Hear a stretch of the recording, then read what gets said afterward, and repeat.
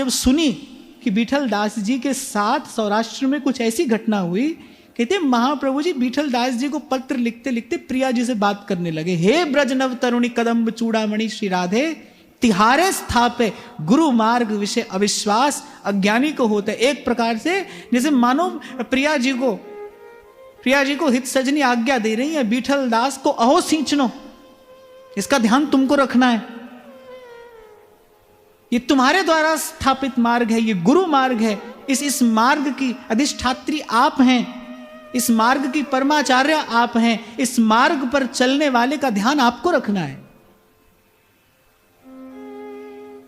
श्री महाप्रभु प्रिया जी से कह रहे हैं कि इस मार्ग पर जो चले उसका ध्यान आपको रखना है। इसलिए मैं आपसे कह रहा था भाई, आपका मेरा संकल्प निष्फल हो जाए चिंता नहीं, हमारे आचार्य का संकल्प है, हमें उनकी छांव में बने रहना है, यहां से नहीं जाना है। द्वार धनी के पड़ रहो, धक्का धनी का खा। बड़ी मार्मिक बात कबीर कह रहे हैं, कह रहे भाई यही साधन कर लो और कुछ मत करो, कोई जप तप तीर्थ नहीं, सेवा सुरत न जानिया और ना जापै आराध, ओट तेरी जग जीवना मेरे ठाकुर अगम अगाध। भय कृपाल गुसाइया नठे सोग संताप, तत्ती वाओ न लग गई सतगुरु राखे। हाँ, बड़ी मार्मिक बात कही है यहां कबीर जी ने। द्वार धनी के पड़ रहो और धक्का धनी का खाओ। कह रही एक दिन धनी निवाजे है, एक दिन वो आपको देगा वो वस्तु जिसके कारण आप आकर पड़े हो ना, एक दिन वो वस्तु आपको देगा। बस इसी का विचार करके रसिक संतों ने इसे ही अपना भजन मार्ग बनाया। यही उनकी भजन शैली रही कि भाई खंड खंड हो जाए तन, अंग अंग सत टूक, वृंदावन मत छाड़िए, छाड़ वो है बड़ी चूक। अभी मैं कुछ दिन पहले परम श्रद्धेय श्री मलुक पीठ वाले महाराज जी के पास बैठा था, तो ऐसी कुछ सत्संग की कुछ चर्चा हो रही थी, तो महाराज जी ने भी यही बात कही। बोले भाई देखो, जिससे भजन बने वो तो कहीं पर भी रह सकता है, जो भजन कर सकता है वो तो कहीं पर भी रहे, और यदि स्वयं को असमर्थ जानो फिर तो नाम और धाम का आश्रय लेकर बस पड़ जाना चाहिए, फिर और कुछ नहीं है। फिर तो नाम का और धाम का आश्रय लेकर बस पड़ जाइए, द्वार धनी के पड़ रहो, फिर अपनी ओर न देखिए।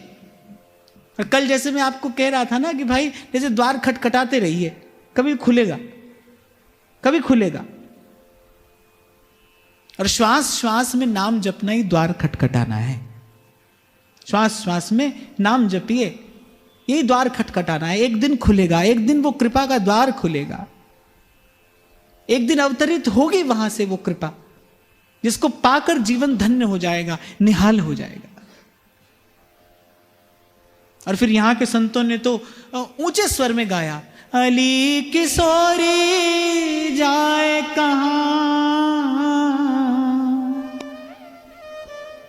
अली किशोरी जाए कहां, अब बड़ो ठिकानो पायो। अरे यहां तो रसिक कह रहे हो मचल पर्यो या पौरी,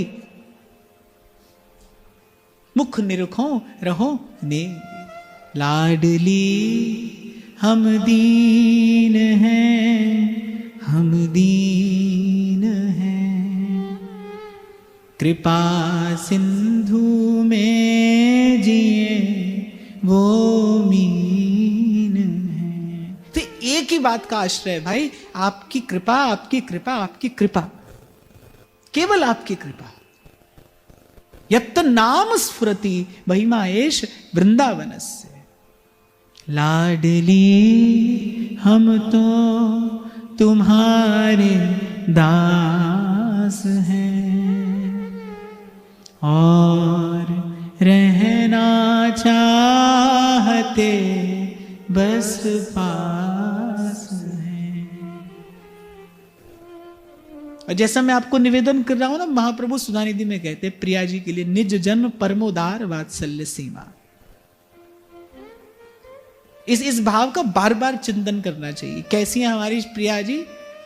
निज जनों के लिए परम उदार और वात्सल्य की सीमा है, नहीं कहा नहीं जा सकता कैसा उनका लाड़ है अपनी अपनी चरण शरण में पड़े जीव पर।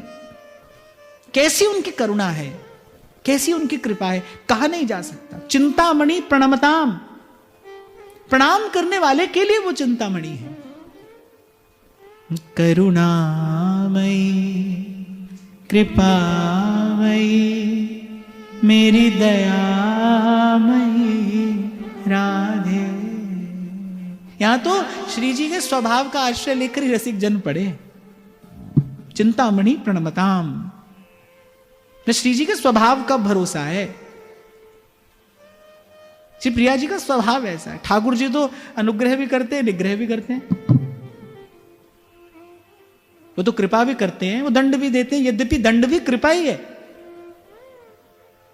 प्रभु से मिला हुआ दंड भी वस्तुतः कृपा ही है, जीव की शुद्धि कराता है।